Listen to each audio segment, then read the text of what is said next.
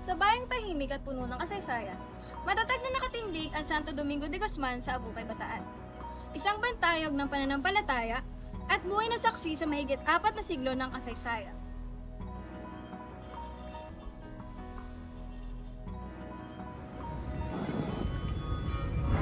Nang panahon ng Kastila, maaalalang itinatag ang parokya noong 1587 at isinailalim sa mga paring Dominikano noong 1588. Ako si Francois Junel de Glinoga at ako ay taga-Abukay dito sa Abukay at ako ay isang lingkod ng dambana dito sa parokya ni Santo Domingo de Guzman.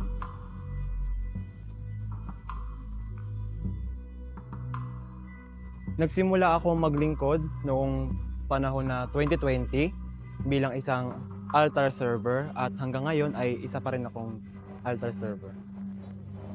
Taong 1607, nang formal nilang itayo ang unang simbahan sa Abukay, Bataan. Unay gawa sa kahoy at pawid, kalaunay pinalitan ng matibay na batong istruktura. Ang simbahan ay pinangalan kay Santo Domingo de Guzman, patron ng mga Dominikano. Kasabay ng pagbuo ng mga simbahan ni Santa Catalina ng Siena sa Samal at Berheng Milagrosa sa Orani. Hindi lamang ito sentro ng pananampalataya, kundi ng edukasyon.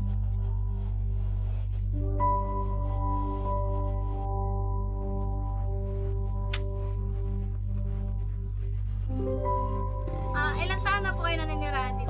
Mula na ako sinilang dito na ako. 63 years old na.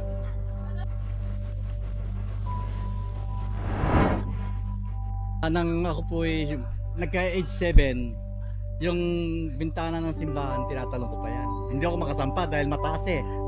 Ngayong mga year na ito, hanggat lumalaki ako, lagi kami andyan. Dahil naging isang charismatic ako sa simbahan na yan. Saka isa pa, marami nang pinagbago sa simbahan. Katulad po ng kampana. Ang kampana po na yan ang batayan ng mga oras. Bawat, halimbawa, alas 10, alas 12, alauna, alas 4 hanggang alas 6. Rinig po yan hanggang bundok. Ang kampana po dyan. Yung simbahan na ito, yung nakikita nyo ngayon, yung bato na to, ay hindi ito yung dedicated na simbahan ng Abukay, kundi yung simbahan na yon ay yung gawa sa kawayan at mga pawid na parang isang bahay kubo lamang. Ngunit sa paglipas ng panahon ay nagtayo yung mga Dominikanong pari ng isang simbahan na malaki dahil patuloy na lumalago yung pananampalataya at yung debosyon ng mga taga-Abukay sa simbahang Katolika.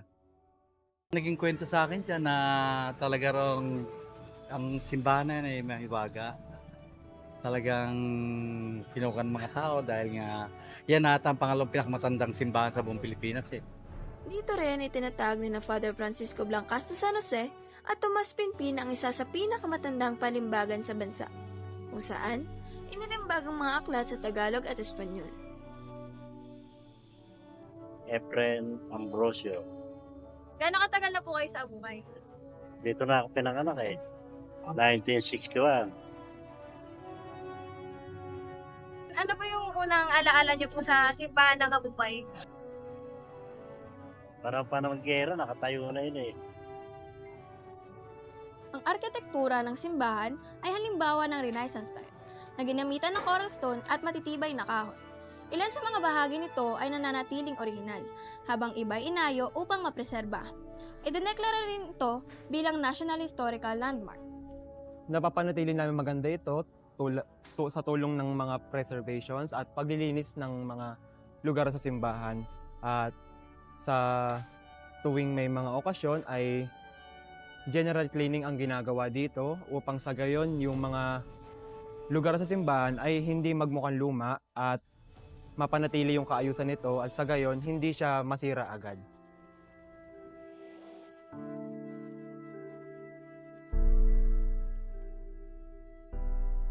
Ganda araw po. Pwede ko po bang matanong kung ano pong pangalan ninyo? Flor de Luna Corpus. Gano'ng katagal na po kayo dito sa Abukay? Since birth, Since birth. Pwede ko po bang matanong kung ano po yung special dito po sa simbahan ninyo na wala po sa ibang simbahan? yung simbahan namin is yung pinakamatagal na simbahan at saka pinakamagaling na simbahan sa amin. ito yung panahon noong 2022 na kung saan ako ay naitalaga bilang isang lingkod ng dambana at patuloy pang naglilingkod hanggang sa ngayon. Ito yung experience ko sa buhay na hindi ko makakalimutan dito sa simbang ito.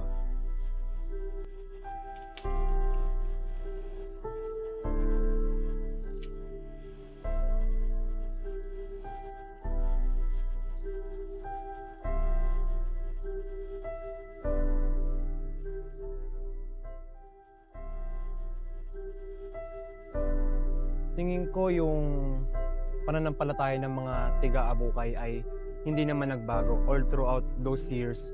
Simula pa noong pumunta yung mga Dominicanong pare dito sa Abukay.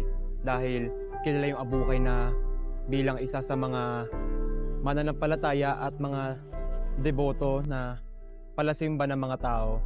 At yung paniniwala nila sa Diyos ay mula noon hanggang ngayon ay hindi nag-iiba.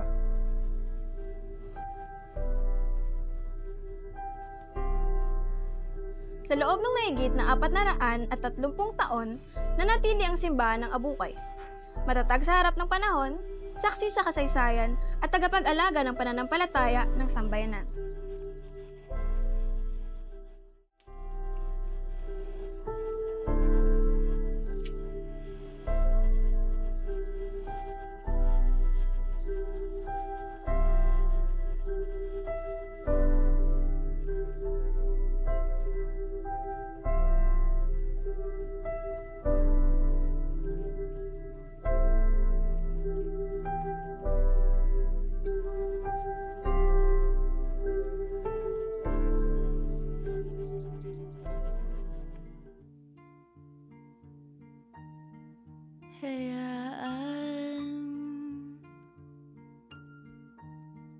Hayaan mo akong alagaan ang natitira sa'yo, sa iyong gandang hindi kalimot-limot, nag-iisa sa mundong umiikot. Hayaan mo ako